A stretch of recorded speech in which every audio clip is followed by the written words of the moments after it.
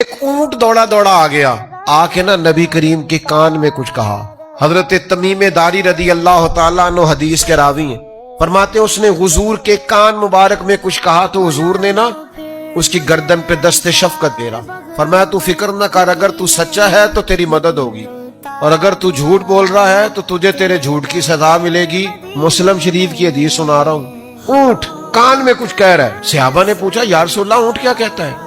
تو محبوب فرمانے لگے یہ کہہ رہا ہے میرے مالک مجھے ذبح کر کے کھانا چاہتے ہیں تو میں دوڑ آیا ہوں۔ تھوڑی دیر گزری تو وہ مالک بھی آ گئے، پیچھے پیچھے رسیاں پکڑی ہیں، چھرے پکڑے۔ حضرت تمیم داری کے لفظ ہیں، فرماتے ہیں جب وہ مالک آئے نا اونٹ کے تو اونٹ نا نبی پاک کے پیچھے چھپنا شروع ہو گیا۔ تو نبی کریم علیہ السلام نے فرمایا تمہارا اونٹ کہتا ہے کہ میں نے بڑا عرصہ ان کی خدمت کی ہے، جب موسم سرد ہوتا تھا تو یہ میرے اوپر بیٹھ کر گرم علاقوں میں جاتے تھے، جب موسم گرم ہوتا تھا تو پھر میرے اوپر گھاس وغیرہ رکھ کے لاتے تھے، اور جب میں تھوڑا عمر رسیدہ ہو گیا تو پھر انہوں نے مجھے افزائش نسل کے لیے رکھ لیا۔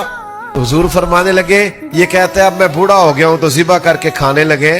نبی کریم فرمانے لگے کیا کسی خدمت گزار کا یہ صلہ لوگ دیتے ہیں تم ذبح کرنے لگے ہو؟ تو یا رسول اللہ آپ ہمیں واپس کر دیں، نہ ہم ذبح کریں گے نہ کوئی سے تکلیف دیں گے۔ تو حضور نے فرمایا نہیں اب تو آ گیا کہ اب تو نظر کرم ہو گئی نا، مجھ پہ محشر میں نصیر ان کی نظر پڑ جو گئی، اب تو آ گیا ہے۔ کریم فرمانے لگے بیچ دو میرے ہاتھ۔ یا رسول اللہ آپ رکھ لیں، فرمایا نہیں بھائی پیسے دوں گا۔ 100 دینار میں نبی پاک نے خرید لیا اور خرید کے فرمایا جا تو آزاد ہے۔ یعنی ہم اپنے جملوں میں بات سمجھائیں تو حضور نے فرمایا جا موج کر، تینوں کو نہیں پوچھتا، جا موج کر۔ تو صحابہ فرماتے ہیں وہ اونٹ گیا پھر واپس آیا، حضور کے کان میں کوئی بات کی، نبی کریم نے فرمایا آمین، دوسری بات کی کہا آمین، تیسری بات کی کہا آمین، چوتھی بات کی تو حضور نے آمین بھی کہا اور رونے بھی لگے۔ نبی پاک علیہ السلام سے صحابہ نے عرض کی حضور یہ کیا کہتا ہے؟ تو حضور فرمانے لگے اس نے پہلی دعا یہ دی ہے کہ یا رسول اللہ اللہ تعالیٰ آپ کو قرآن اور اسلام کی طرف سے بہترین جزا دے۔ تو میں نے کہا ہے آمین۔ پھر اس نے کہا ہے یا رسول اللہ اللہ آپ کی امت کو دوزخ سے بچائے۔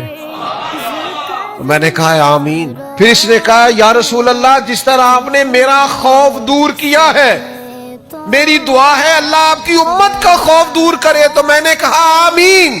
پھر اس نے چوتھی دعا کی ہے اور میں رو پڑا ہوں، اس نے دعا کی ہے یا رسول اللہ اللہ کرے آپ کی امت آپس میں جنگ و جدال نہ کرے۔ تو میں رو پڑا، کیوں کہ حضور فرماتے میں نے بھی یہ دعا اللہ سے مانگی تھی کہ یہ آپس میں نہ لڑے، تو میرے رب نے کہا محبوب یہ دعا نہ مانگ، یہ اللہ کی حکمت ہے کہ ان کے اختلاف ہوں گے